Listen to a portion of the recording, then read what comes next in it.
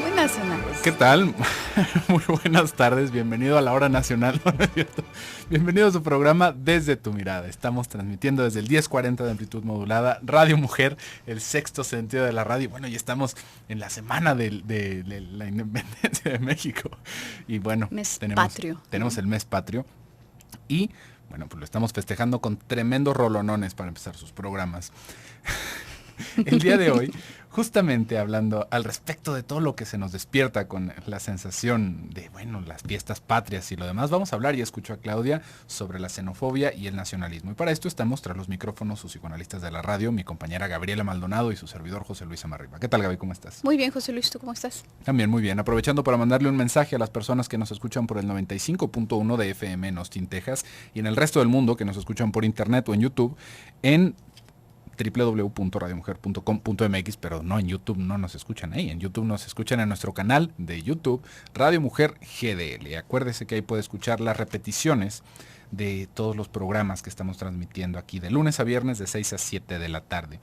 Y como que aparte se nos va juntando, Gaby, con el mes patrio, que últimamente muchas figuras, celebridades, han hecho unas declaraciones tremendas sobre si los inmigrantes, estamos con todo este asunto de la crisis de refugiados de Siria, se va haciendo como un pensamiento global sobre qué es lo que sucede, por qué hay tanto repudio para los inmigrantes, qué sucede cuando las personas no son de nuestra misma nacionalidad y llegan a nuestro país, o cuando nosotros vamos a un país extraño y nos sentimos de repente como avergonzados o perseguidos por hablar que somos de tal o de cual nacionalidad. Hasta el idioma, ¿no? Sí, bueno, que tal vez si nos dedicamos mucho, se nos quita el acento, que realmente no tiene ningún sentido. Digo, como y no se quita.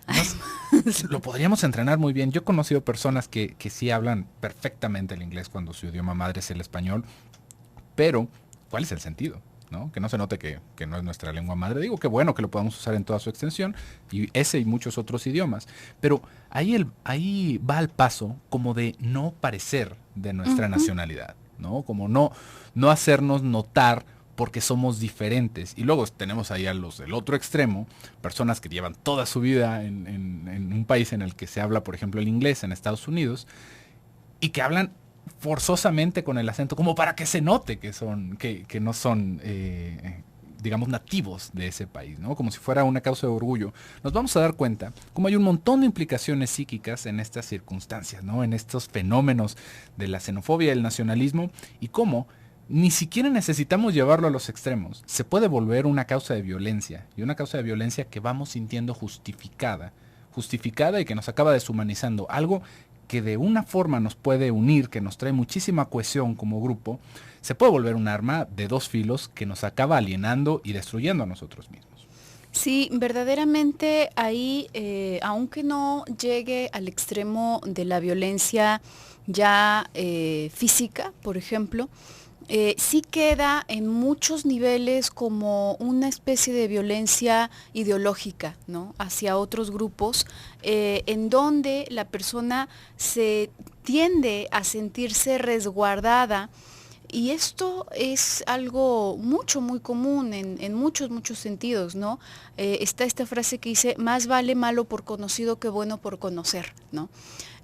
Realmente aquellos lugares, aquellas situaciones y contextos que nos evocan algo familiar, tienden también a hacernos sentir seguros.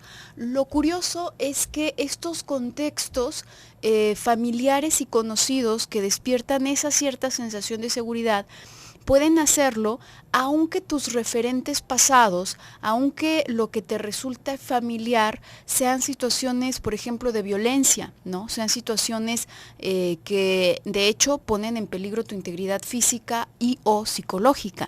Por eso es que vemos tantas personas en la repetición de algún patrón patológico a lo largo de su vida, ¿no? Personas que a lo mejor fueron golpeadas, fueron violentadas físicamente por parte de los padres durante niños y bueno, en su vida adulta tienen a una esposa o a un esposo que hace lo mismo, ¿no? Uno podría decir, bueno, pero ahora ya podría estar en un sitio seguro, ahora ya podría estar en un sitio distinto, pero es muy característico que aquello que nos resulta familiar nos evoca cierta seguridad por el simple hecho de que ya conocemos, ya sabemos cómo se va a mover o al menos tenemos la fantasía de que estamos en un sitio conocido, que ya tenemos cierta capacidad de manipularlo, de dirigirnos dentro de este terreno de cierta manera. Entonces, de esta misma forma,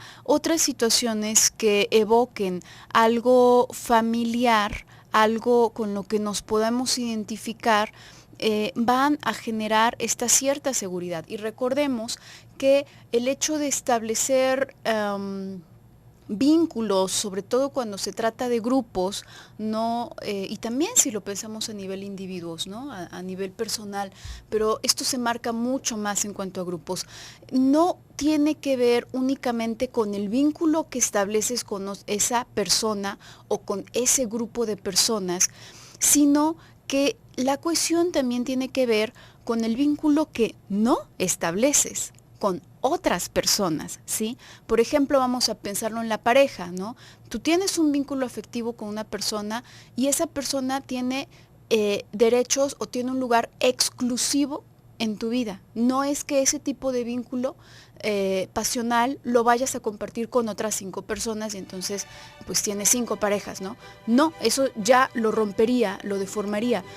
Entonces el vínculo se hace tanto por aquello que tienes depositado en esa persona o en ese grupo, como por aquello que no depositas en otro grupo, lo cual a veces se pervierte en un odio verdadero hacia los otros grupos, ¿no? Vamos.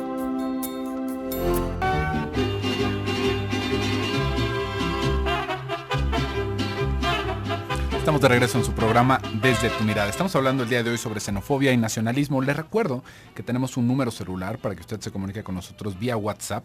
Tenemos aquí línea directa en la computadora para leer sus mensajes. El teléfono es el 333-822-3208. Ya nos están mandando acá un mensajito. Nos dicen: felicidades José Luis y Gaby por el Día del Locutor. Aparte de terapeutas, los estoy escuchando. Es la hora de mi café. Ana Acosta. Mira, ay, muchas gracias. No sabía. Yo tampoco sabía que era el Día del Locutor. Pero bueno, muchísimas gracias, Ana. Y antes del bloque comercial le estaba platicando un poquito sobre cómo estos sentimientos o estos fenómenos, ¿no?, del nacionalismo pueden provocar la guerra, básicamente, ¿no? Para que nos damos más vueltas. Pueden provocar reacciones violentas. ¿Por qué? Porque nos vamos separando en tribus. Y esto hay que entenderlo, que es algo muy natural en el ser humano. Nosotros hemos sobrevivido, hemos llegado a este pináculo de la cadena alimenticia por hacer grupos. No somos ni los más rápidos, ni los más fuertes, ni los más mortíferos. Somos medianamente inteligentes porque luego nos pasan unas cosas terribles, pero podríamos entender que tenemos muchísimas más herramientas alrededor de cómo trabajamos en grupo. Esto es lo que permitió a nuestros antepasados poder cazar mamuts y comer carne en el invierno con lancitas de palo y piedra. Imagínese matar un mamut con lancitas de palo y piedra. Definitivamente que si fuera porque somos muy fuertes, pues nunca. Porque somos muy rápidos, tampoco. Pues, sino porque nosotros somos animales gregarios. Y esa es nuestra fuerza. Y dentro de nuestra misma fuerza se van generando procesos psíquicos en donde nuestro odio y nuestra pulsión de destrucción se pueden dar rienda suelta para, digamos, como para cumplir sus objetivos. ¿Por qué? Porque en el momento en el que nosotros hacemos un grupo, invariablemente va a quedar alguien afuera. Invariablemente vamos a tener a alguien que no encuentre la misma satisfacción en lo que nosotros encontramos, nuestra satisfacción, y que se oponga a lo que estamos haciendo. Esto lo podríamos entender como el nacimiento de los países y de las fronteras. ¿Por qué? Porque tal vez a mí no me parece que tú estés construyendo aquí donde mismo, ¿no? Donde yo estoy construyendo. A mí no me gusta que tú te acerques. ¿Por qué? Pues porque eres diferente, porque hablas otro idioma, simplemente porque no me gusta nada que no sea como yo, ¿no? Y esto nos va segregando, nos va haciendo grupos muy distintos que van compartiendo ciertas cualidades. estos grupos van a tener una fuerza considerable, dependiendo de qué tan popular sea su ideología. Esto no tiene que ver con que sea una buena ideología o con que sea una ideología destructiva. Esto lo vamos a ver alrededor de por ejemplo, muchos movimientos religiosos y políticos que en su momento fueron sumamente populares y eso no los hizo buenos en ningún sentido y que provocaron estragos terribles en nuestra historia como humanidad, terribles. Nada más por mencionar alguno, acuérdese del Partido Nacional Socialista en Alemania. Clásico, ¿no? El clásico, digo, para no ponernos en detalles que tal vez no se alcancen a entender completamente, imagínese que aquí en nuestro país de repente un partido agarra esa fuerza y dice, yo creo que vamos a tomar por las armas el Estado. Y después de eso empezamos a hacer una regeneración nacional. Así como en algún momento sucedió en la Revolución. Pero imagínense que esas personas tienen un ligerísimo problema de inmigrantes. Y que esto se va complejizando, se va complicando al punto en el que se planea un genocidio. Así de fácil nos empezamos a destruir entre nosotros si crecemos demasiado en número y si no tenemos suficiente espacio y recursos para todos. Ahí empiezan los problemas. Entonces, nos vamos a dar cuenta de que en un principio esto resultó ser sumamente útil. ¿Por qué? Porque van creciendo grupos de poder. Ni siquiera nos tendríamos que imaginar la utilidad cuando ya todos éramos Homo sapiens. Vamos pensando un poquito más atrás. Nuestra especie estuvo coexistiendo con otras especies de seres humanos. Esto tal vez a usted le llegue como novedad, pero el Homo sapiens fue el que subsistió en esa guerra. Todavía por ahí, hace poquito se hizo un estudio, habían personas que todavía tenían rastros genéticos de los neandertales, me parece.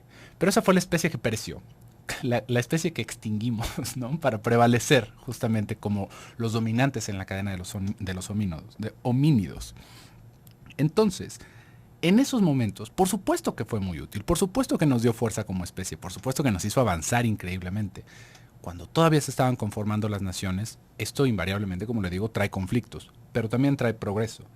Llega un punto en el que la globalización va haciendo que se pierda un poco el sentido de este tipo de, digamos, de segregación por etnias o por religiones. ¿Por qué? Porque ya somos tantos, y la manera de coexistir se ha vuelto tan distinta que lo que va quedando es un fantasma de un pasado extremadamente violento que vivimos como especie, en donde ahora todo lo que se acaba entendiendo como malo tiene que venir de afuera, viene alrededor de una proyección hacia esas personas que no son como yo y que no nos hace diferenciar si estudian, si no estudian, que todas las personas, no importa de dónde nazcan, pueden tener un potencial increíble simplemente por haber nacido bajo una bandera distinta a la nuestra, se vuelven nuestros enemigos y se vuelven personas detestables que nosotros no queremos tener cerca. Y ahí es en donde ya se vuelve un fantasma que nos persigue.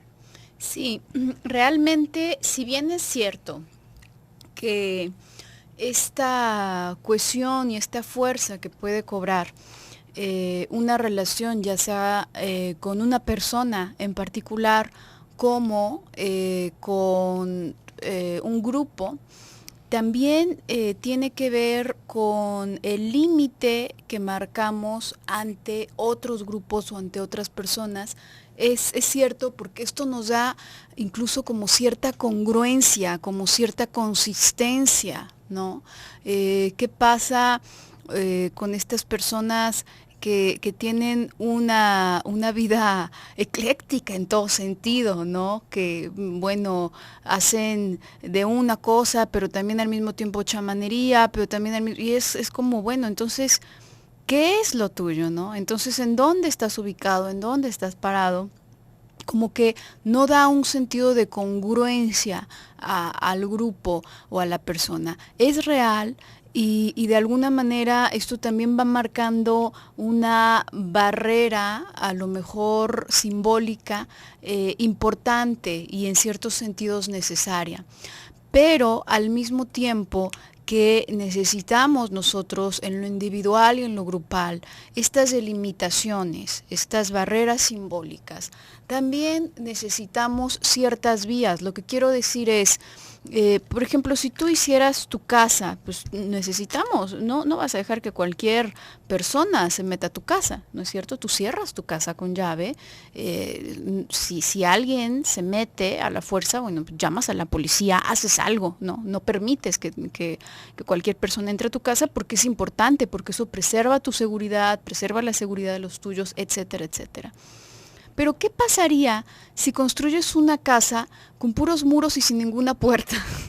Pues no puedes salir tú tampoco, y eso verdaderamente te va a perjudicar a ti principalmente, ¿no? Esto es algo que no se alcanza a entender una vez que se ha llegado a potenciar esta tendencia, ¿no? Esta tendencia a evitar todo lo externo. Es importante sí tener una vía controlada, entre comillas, de entrada y salida de cosas, de personas nuevas, porque esto nos nutre a nosotros también. Lo podemos pensar en el modelo biológico, si queremos, ¿no?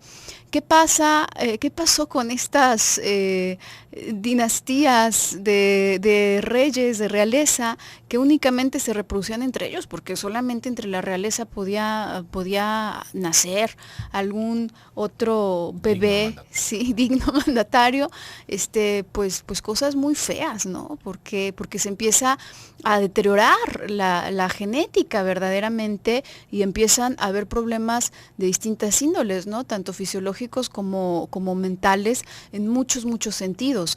Necesitamos, y si lo queremos ver incluso otra vez con el modelo biológico, pues una especie va tomando lo mejor, digamos, de cada una de las mezclas de distintas razas, para que surja pues esta nueva persona. Esto no, lo podemos ver en absolutamente cualquier especie. Entonces, es importante sí tener una vía de tránsito, tanto hacia afuera como hacia adentro, para poder selectivamente nutrirnos de eso, y también para poder aportar hacia afuera.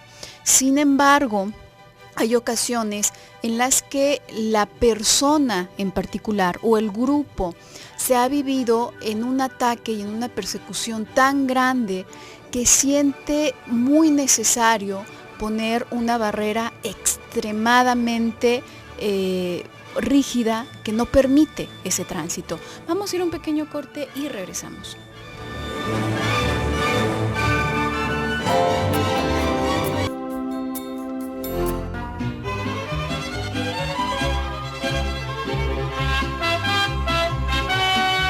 Estamos de regreso en su programa Desde tu Mirada. Estamos hablando el día de hoy sobre xenofobia y nacionalismo. Les recuerdo nuestras vías de comunicación. Tenemos los teléfonos en cabina 31 22 11 90 y 36 47 18 83. También tenemos un celular para que usted nos mande un mensaje vía WhatsApp. El número es 333 822 3208. Ya aquí los podemos estar revisando directamente en la cabina.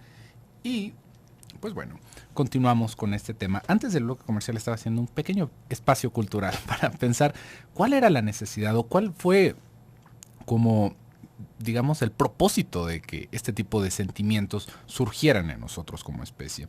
Y esto, ya cuando lo estamos viendo en una sociedad más avanzada, justamente se va tornando una de las principales causas para la guerra. Hay personas que hablan que la guerra, bueno, tiene que ver con los recursos económicos, con los recursos de la tierra, cómo nos estamos peleando por un espacio, pero principalmente tendríamos que ver que lo que está saliendo ahí es el odio. Realmente lo que se acaba haciendo es darle rienda suelta a nuestro odio.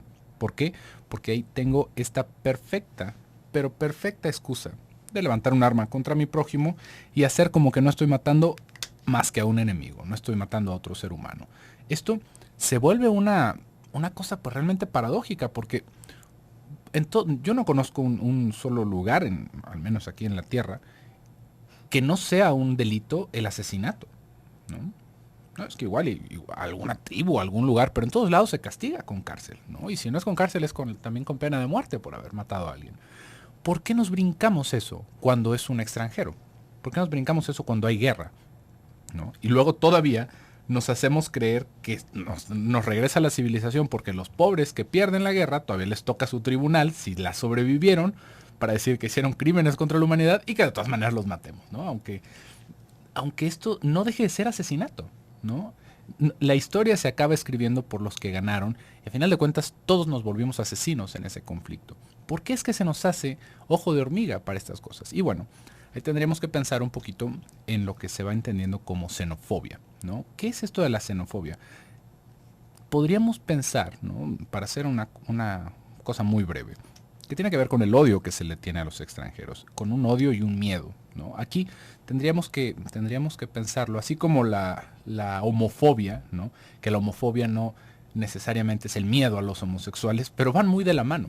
Sí. Este miedo y el odio van muy pegados, muy pegados. Y esto, si lo pensáramos es desde un trasfondo inconsciente, por ejemplo, también tiene que ver con fuertes pulsiones sexuales y con un deseo hacia ese objeto que se acaba haciendo peligroso, ¿no? Esto ya tiene un poquito más de complicación, pero vamos pensándolo así. Por un lado, en la semana pasada, me parece, o antepasada, estábamos hablando, nos hicieron una pregunta sobre la proyección, ¿no? ¿Qué es eso de la proyección? ¿Qué se proyecta? Se proyecta todas estas cosas que nosotros vamos encontrando desagradables, que nos resultan embarazosas y que por lo mismo no podemos reconocer que tenemos en nosotros mismos. Pero luego acá viene otro aspecto de la realidad.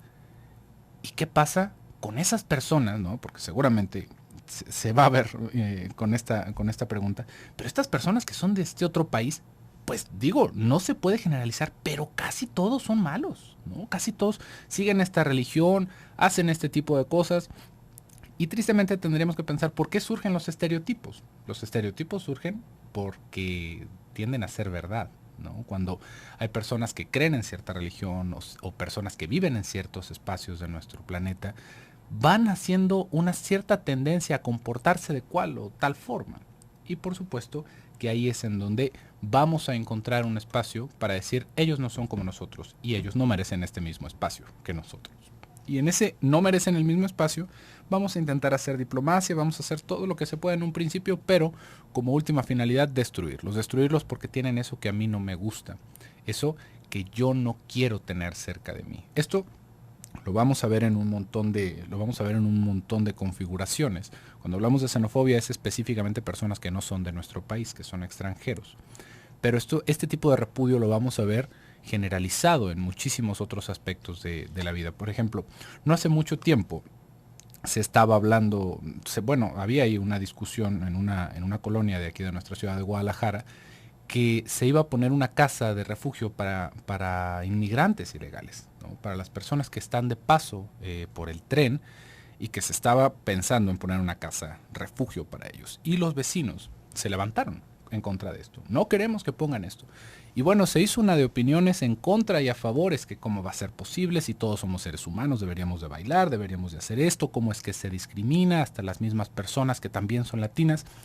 Y no alcanzamos a ver todos los factores de una sola discusión. Pero ahí vamos a ver cómo, indudablemente, acabamos alienando a un grupo de la población. Podríamos tener un millón de razones para decir, ¿sabe qué? Esto no es lo mejor. Pero ¿en qué momento se nos acaba la compasión por el otro? Porque son personas con necesidades. Y para ser muy objetivos, ¿no? y sacudirnos de cursilerías, siendo realistas, la compasión que sentimos hacia otras personas, sea cual sea la situación, sea un grupo, sea una persona en particular, etcétera, está constantemente vinculada a la capacidad de la posibilidad de identificarme con esa persona. Es decir, sentimos compasión de aquellos que nos recuerdan a nosotros mismos.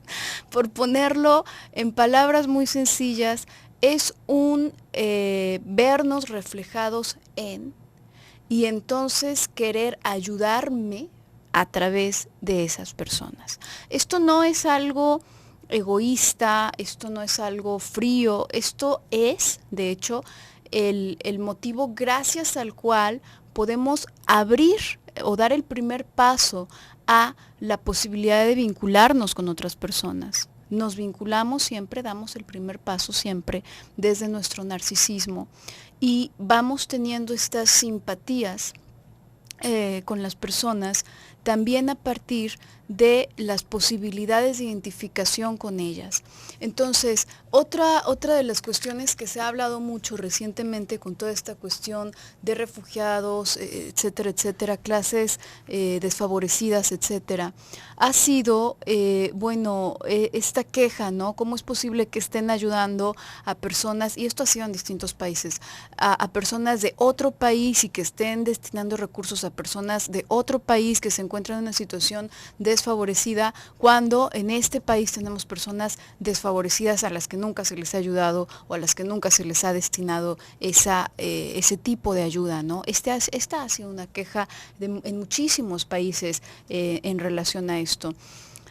E incluso muchas personas en lo individual, ya no a nivel gubernamental, sino familias, pues se han levantado para decir, yo apoyo, o yo puedo tener a tantas personas, ¿no? Yo me puedo hacer cargo de tantas personas en mi casa, bajo mi cuidado, etcétera. Y bueno, esto ha despertado la indignación de otra parte de la población de esos distintos países. Entonces, uno podría pensar, y bueno, ¿por qué nos está ayudando? ¿Por qué verdaderamente, por ejemplo, estas familias, ya no lo veamos a nivel gubernamental, por qué estas familias que se levantaron y que están extendiendo la mano a esas personas foráneas, ¿por qué no lo han hecho nunca con las personas que están dentro de su país y que están en esa situación tan grave y tan desfavorecida durante tanto tiempo? Lo más probable, porque no se identifican en absoluto con ellas, ¿no? Podemos ver grupos étnicos, por ejemplo, muy desfavorecidos, y no hay ninguna familia de medianos o altos recursos que diga, se pueden venir a vivir a mi casa, ¿no? Y yo los cuido. No, probablemente lo que sucede es que esas personas se sienten identificados con aquellos que, estando en un estatus socioeconómico idéntico al propio, se han visto despojados de sus pertenencias y se han visto despojados de sus cosas. ¿Por qué? Porque se pueden poner en su lugar. Esto suena verdaderamente como un baldazo de agua, ¿no? Es como, oye, pero qué poca, porque entonces, ¿qué pasa con...? Pues a lo mejor puede sonar así, pero esta es la vía que tenemos, otra vez, para poder relacionarnos afectivamente con otras personas, la vía de la identificación. Y como podrás darte cuenta, entre más cerrada esté esta vía, más propensas quedan las personas a amar y a sentir compasión únicamente por algo que les simbolice un espejo, alguien que sea idéntico a mí, que piense, que haga, y todas las demás personas no existen. Y esto empobrece tu propio mundo, porque es un mundo muy chiquito y muy irreal. Vamos a ir a un pequeño corte y regresamos.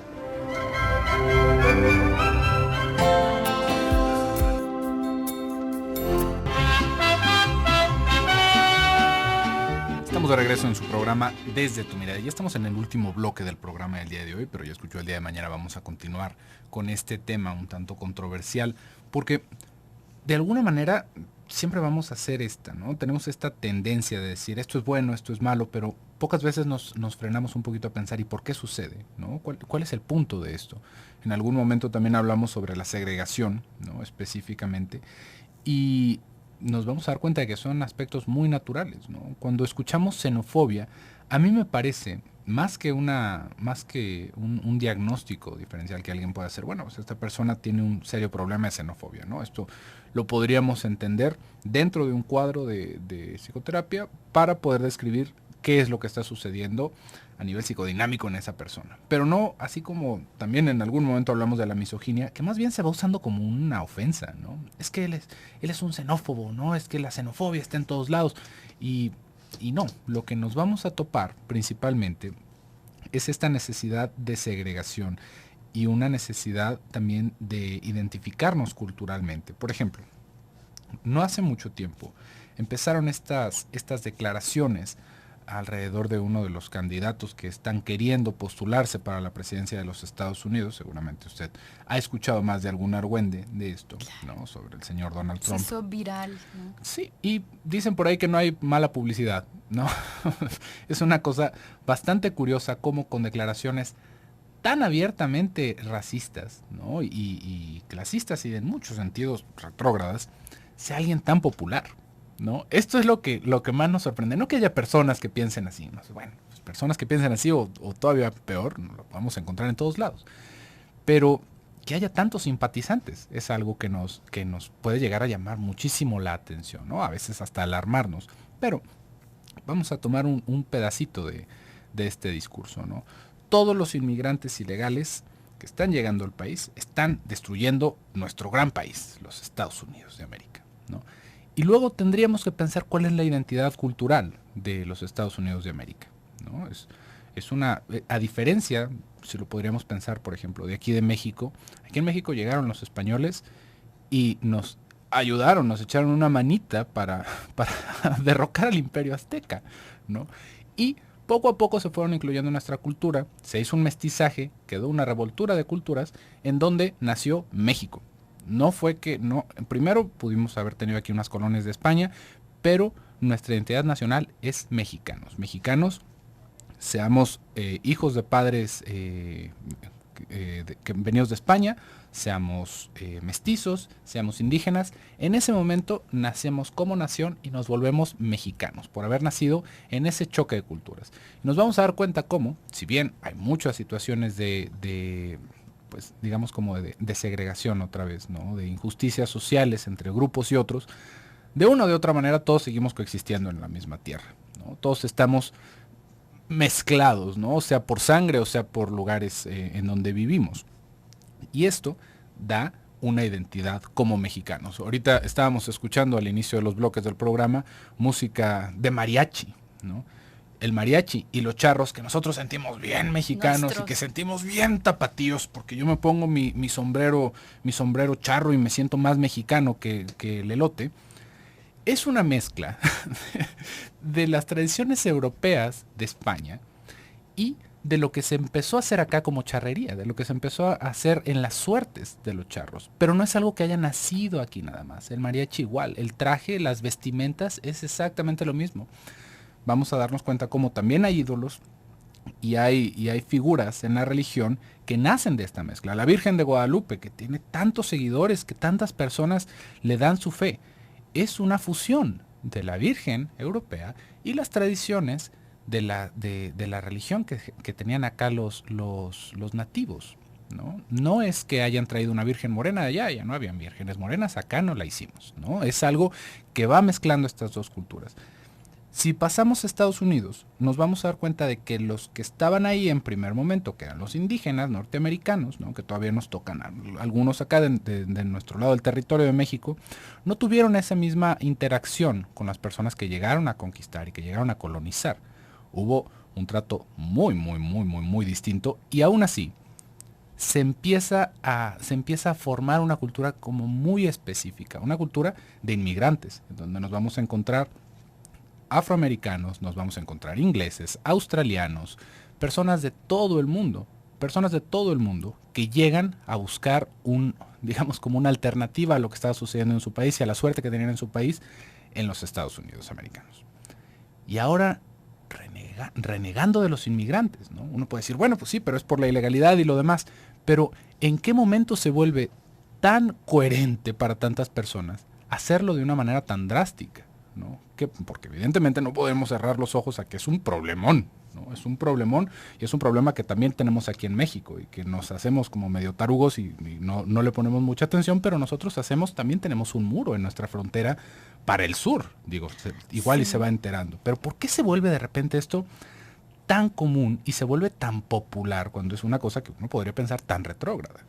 Sí, y una persecución, una persecución tremenda también para las personas que se brincan del sur acá, a México. Uh-huh.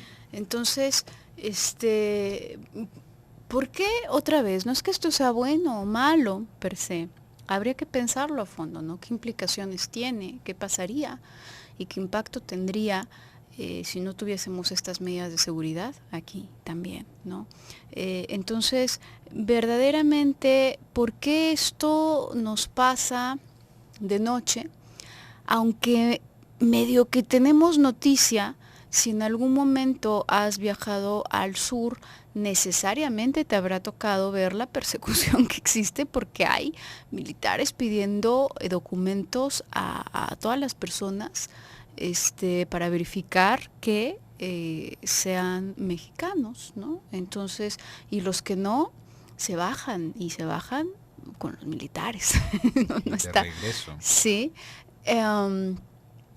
¿Por qué esto nos pasa de noche? Porque otra característica muy común, y tendremos más tiempo de hablarlo el día de mañana, por eso es que hablamos tanto de la xenofobia como del nacionalismo, es asumir que nosotros estamos bien porque somos nosotros, ¿sí? Esto es muy común. Podemos ver, por ejemplo, videos que se hacen virales, ¿no? De alguna persona que está como por orgullo a sus orígenes, haciendo algún desmán con la bandera mexicana, por ejemplo, burlándose de las personas que se manifiestan, ¿no?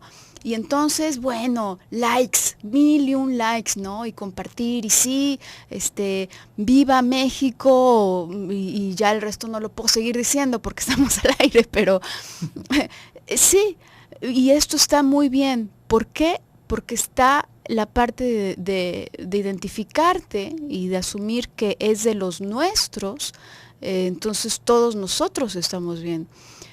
Ahora, si viésemos a esa persona aislada, por ejemplo, a un extranjero, algún estadounidense extranjero, haciendo un desmán con su bandera, burlándose de los mexicanos, aquí, no sé, afuera de algún lugar, bueno, esa persona estaría muy mal y si se le pudiese poner dislike al Facebook, tendría todos, ¿no? Y todas las críticas y todos es que es un... ¿Por qué? Esto es una parte muy importante porque en verdad es tan importante mantener...